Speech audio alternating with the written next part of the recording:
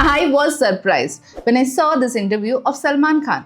इस इंटरव्यू में सलमान खान ने कहा कि उन्होंने अपने पूरे करियर में आज तक कोई स्क्रिप्ट पढ़ी ही नहीं है, बिना स्क्रिप्ट पढ़े ही फिल्में करते चले जा रहे हैं और कमाल की बात तो ये है कि सुपरस्टार भी बन गए। अब सलमान दूसरों की स्क्रिप्ट तो पढ़ते ही नहीं है, लेकिन जो स्क्रिप्ट वो खुद लिखते हैं उन्हें भी कभी नहीं पढ़ा। I've never read a script in my entire life. I've written them, but I've never read them. और ये है करण जौहर, इतने बड़े डायरेक्टर। वो भी प्राउडली बता रहे हैं कि शाहरुख खान ने कभी उनकी किसी फिल्म के लिए पैसे ही नहीं लिए और ना ही कभी पैसे डिस्कस किए। सिवाय आई थिंक शाहरुख खान के, he is the only person who has never talked money with me. He never talked with my father. He never talked with me. और बाकी सब बेकार लोग हैं, पैसे डिस्कस करते हैं। चाहे आपने उस एक्टर को लॉन्च किया हो या चाहे आपकी गहरी दोस्ती हो। और भी हैं हिंदी फिल्म के एक्टर्स जिन्हें हिंदी ही पढ़नी नहीं आती। मैं सरप्राइज्ड हो जाता हूँ, मैं मजाक नहीं करता हूँ, मैं इतना सरप्राइज्ड हो गया जब मुझे पहली बार मैंने किसी को देखा कि एक्टर हिंदी नहीं पढ़ सकता, लिखी हुई हिंदी नहीं पढ़ सकता। अब अगर एक स्टूडेंट जिसने एग्जाम टॉप किया हो वो आपसे बोले कि मैंने तो कभी पढ़ाई की ही नहीं, क्या आप उसके रैंकिंग को एक्सेप्ट करेंगे? एक एम्प्लॉयर जो अपने एम्प्लॉय से ये एक्सपेक्टेशन रखे कि वो बस काम करता जाए, पैसों की बात ना करे, क्या ऐसे एम्प्लॉयर को आप एक्सेप्ट करेंगे? एक हिंदी टीचर जिसे हिंदी पढ़नी नहीं आती हो, क्या आप उसे as a Hindi teacher accept करेंगे? No right? तो फिर यहाँ क्यों किसी को इस तरीके के बेतुके स्टेटमेंट से कोई प्रॉब्लम नहीं होती? बॉलीवुड के अनप्रोफेशनल एटीट्यूड जिसे ये एक्टर्स और फिल्म मेकर्स प्राउडली बोस्ट करते हैं, क्यों इन्हें कोई कॉल आउट नहीं करता? एक्टिंग से मतलब है, पर स्टोरी और स्क्रिप्ट से नहीं। 36 घंटे शिफ्ट में काम करवाएंगे पर पैसों की बात मत करो।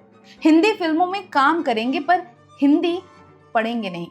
और फिर हम कहते हैं कि हमारी फिल्में ऑस्कर्स क्यों नहीं जीत पाती? कैसे जीतेंगी जब प्रॉब्लम को एड्रेस करना तो दूर, हमारे फिल्म मेकर्स और एक्टर्स खुद ही प्रॉब्लम बने बैठे हैं। Dharma is already facing downfall, 50% company already बिक चुकी है।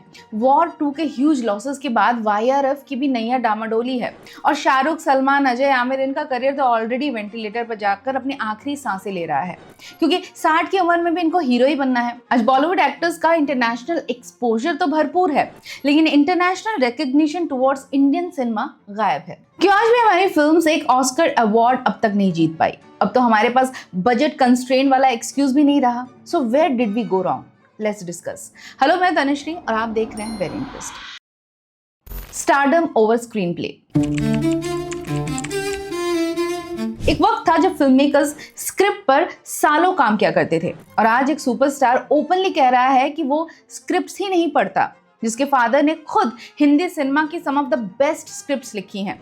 लेकिन यहाँ सवाल सिर्फ सलमान खान का नहीं है। आज 90s के ज्यादातर एक्टर्स जो अभी भी इंडस्ट्री में बने हुए हैं, उनमें से ज्यादातर का यही हाल है और शायद यही रीजन है कि आज ये 90s के बड़े सुपरस्टार्स और प्रोडक्शन हाउसेस एक यादगार फिल्म देने के लिए इतना स्ट्रगल कर रहे हैं, जबकि कुछ न्यू एज फिल्म मेकर्स इन्हीं के गेम में चेकमेट करके आगे निकल गए। लेकिन बॉलीवुड स्टार्टिंग से ऐसा नहीं था। बॉलीवुड का एक वो दौर भी था जब मुगले आजम को 16 साल, पाकीज़ा को 14 साल बनने में लगे थे, क्योंकि तब फिल्म मेकर्स प्रॉफिट से ज्यादा क्रिएटिविटी पर फोकस करते थे।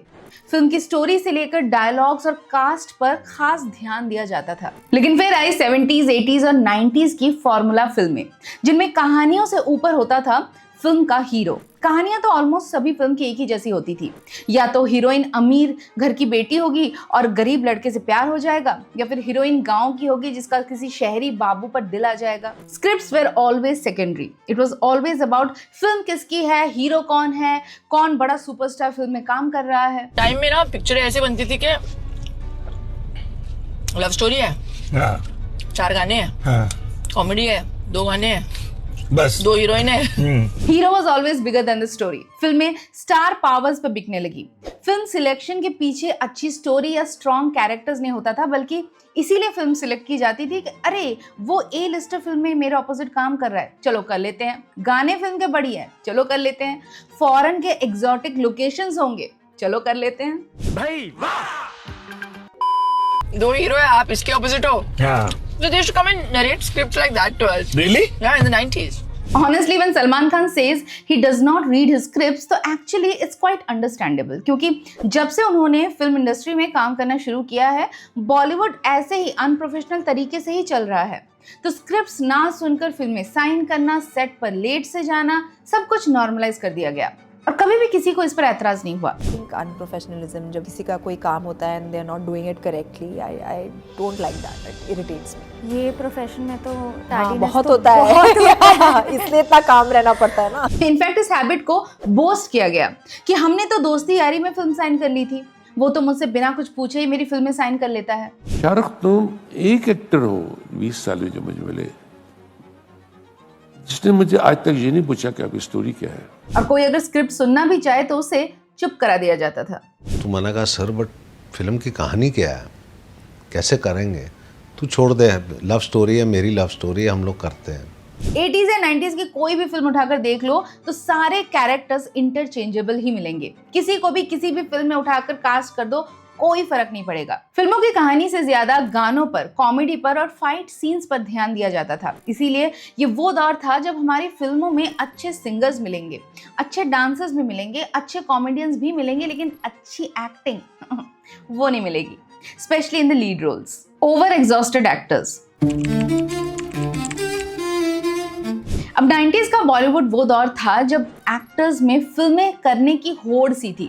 जो ऑफर आए उसे लपक लो। एक्टर्स 3 शिफ्ट में काम किया करते थे। वो एक सेट से दूसरे सेट तक जाते और सीधा अपने डायलॉग्स बोलने लगते। फिल्म के लिए प्रिपेयर करना, कैरेक्टर की बारीकियों को समझना, ये सब करने का किसी के पास टाइम ही नहीं था। Acting was always loud and on your face और सभी ये सब कर रहे थे तो किसी को कोई प्रॉब्लम नहीं थी। हमने 75 फिल्म साइन कर ली थी। 75? हाँ 75। मैं फिल्म लाइन में कहाँ आया, मुझे फिल्म लाइन थमाई गई थी। सर आपके बारे में ये अफवाह है कि आशिकी के बाद आपने 50 फिल्में साइन कर ली थी। अफवाहें 49 फिल्में थी। और अगर आपको लगता है कि सिर्फ हीरोज ही ऐसा करते थे, then you are wrong. Heroines का तो और भी बुरा हाल था। ज़्यादातर क्योंकि एक तो पे डिस्पैरिटी बहुत ही ज़्यादा थी, तो अगर हीरो सिर्फ 3 फिल्में कर रहा होता था, उसके बराबरी में हम लोग 30 फिल्में कर रहे होते थे लिटरली। इन सब में Aamir Khan was the only exception. From the very beginning Aamir Khan ने हमेशा से कम फिल्में और अच्छी स्क्रिप्ट्स को अपनी फर्स्ट प्रायोरिटी रखी। I'm not built to, do 2-3 films together or 8-9 films together. Money matters. 90s वो दौर था जब फिल्मों का बजट कम और प्रॉफिट ज्यादा हुआ करता था। एक्टर्स को इस बेसिस पर कास्ट नहीं किया जाता था कि कौन रोल या कैरेक्टर को अच्छे से प्ले करेगा या रोल किसको ज्यादा सूट करेगा। क्राइटेरिया ये होता था कि कौन कम से कम में फिल्म के लिए हाँ कर दे, और इसका सबसे ज्यादा फायदा मिला शाहरुख खान को। शाहरुख खान को 90s में ऐसी तमाम बड़े बैनर की फिल्म सिर्फ इसीलिए मिली क्योंकि वो उस वक्त अपने कंटेम्पररी से काफी कम चार्ज किया करते थे। आशिकी के हिट होने के बाद राहुल रॉय जहां पर फिल्म 10 लाख चार्ज करने लगे, वहीं पर शाहरुख खान ने राजू बन गया जेंटलमैन और दिल आशना है जैसी फिल्मों को सिर्फ 25,000 और 50,000 की मामूली फीस में हाँ कर दी। दिलवाले दुल्हनिया ले जाएंगे में आदित्य चोपड़ा पहले टॉम क्रूज को कास्ट करना चाहते थे, लेकिन फिर उनकी फीस सुनकर प्लान चेंज कर दिया। बाद में ये फिल्म सैफ अली खान को ऑफर हुई, लेकिन वहां भी बात नहीं बनी, तो फाइनली शाहरुख खान की कास्टिंग इस फिल्म में सिर्फ इसीलिए की गई क्योंकि वो बाकियों से कम चार्ज कर रहे थे। और ये मेकर्स आज भी इस बात को बोस्ट करते हैं। तुमने कभी ये सवाल नहीं किया अब मुझे पैसे क्या दे रहे हैं? अब शाहरुख खान ऑलरेडी काफी रईस फैमिली से बिलोंग करते हैं, तो मे बी इनिशियली उनके लिए money wasn't the first priority. लेकिन बॉलीवुड में हमेशा से मेकर्स का पैसों के नाम पर टालम टोल वाला एटीट्यूड रहा है। उनको लगता है कि काम दे रहे हैं यही बहुत बड़ी बात है, अब पैसे भी दे। तो मुकेश जी हिल गया, कहने लगा एक तो करियर बना रहे हैं, तेरे को एक्टिंग दे रहे हैं, फिल्म दे रहे हैं, तू अजीब आदमी है, तू पैसे पूछ रहा है, कितना ले रहा है? No Hindi policy. तो बात करते हैं हिंदी फिल्म एक्टर्स की नो हिंदी पॉलिसी की। मैं सरप्राइज्ड हो जाता हूँ, मैं मजाक नहीं करता हूँ, मैं इतना सरप्राइज्ड हो गया जब मुझे पहली बार मैंने किसी को देखा कि एक्टर हिंदी नहीं पढ़ सकता, लिखी हुई हिंदी नहीं पढ़ सकता। You will be surprised to know कि हमारी हिंदी फिल्मों की स्क्रिप्ट हिंदी में नहीं बल्कि अंग्रेजी में लिखी जाती है, क्योंकि हमारे बॉलीवुड एक्टर्स को हिंदी पढ़नी आती ही नहीं, इसलिए हिंदी भी अंग्रेजी में लिखी जाती है और स्क्रिप्ट भी इंग्लिश में। मना को तिया कह रहा था पविता ने कमीनी हम ना भी दे दिए 2-4। और मैं यहाँ पर आजकल के एक्टर्स की बात नहीं कर रही हूँ, बॉलीवुड का पहले से यही हाल रहा है। हिंदी बोलते हुए फंबल करना। आपको 7 दिसंबर और मैं आपको 7 दिसंबर और 18 जनवरी के बारे में याद दिलाने आया हूँ। ये अपनी ही लैंग्वेज का मजाक उड़ाना। आपने अपने बच्चों को चाहे जितना भी पोलियो के खुराक दिलाए हो, उनके अतिरिक्त ये 2 खुराक जरूर दिलाए, भूलिएगा मत। अतिरिक्त बिना प्रॉम्प्ट इनसे हिंदी डायलॉग्स बोले ही नहीं जाते। परेशान हो जिससे मोहब्बत हो जाए, जिससे मोहब्बत हो जाए उससे दूर आनी चाहिए। देख लो। अपनी खराब हिंदी से ना कोई दिक्कत नहीं होती, लेकिन इंग्लिश वो प्रॉपर होनी चाहिए। It's torrential weather. You don't say it's raining badly. It's raining terribly. You have a bad English. You have a bad English. एक कान के नीचे बजाओ, जोर से बोल। 7 दिसंबर 18 जनवरी। 7 दिसंबर 18 जनवरी। मैं कटके तुम्हें पास बड़ा बोर्ड नहीं होता पीछे। Looks over acting talent. Bollywood में हीरो और एक्टर के बीच हमेशा से डिफरेंस रहा है। कैरेक्टर रोल्स करने हैं तो एनएसडी पास आउट होना होगा, अच्छी एक्टिंग होनी होगी, लेकिन अगर मेन लीड करना है तो बस आपको चाहिए एक quality, good looks and good looks. Aamir Khan को छोड़ दे तो आज हमारे जितने भी सुपरस्टार्स हैं वो अपनी हर फिल्म में खुद को ही प्ले करते हुए नजर आते हैं। Do you think you're an average actor? I think I'm below average actor. You think you're a below average actor? Below average actor. And surprisingly इसमें किसी को कुछ भी गलत नहीं लगता, क्योंकि हमारे दिमाग में एक मेन लीड की हमेशा से लार्जर देन लाइफ वाली इमेज रही है। एक्टिंग स्क्रीन्स पर ऐसी होनी चाहिए कि एक्टिंग जैसी दिखनी चाहिए। रियलिस्टिक एक्टिंग करने वालों को तो पैरेलल या ऑफ बीट सिनेमा का बोलकर साइडलाइन कर दिया गया है हमेशा से। और उर्वशी राउतेला खुद को इंडिया बता रही हैं। Whenever I represent my country, I'm no more Urvashi, I'm India. Alia Bhatt को तो कांस में किसी ने नहीं पहचाना और इंटरनेशनल प्रेस ने रॉयली इग्नोर किया।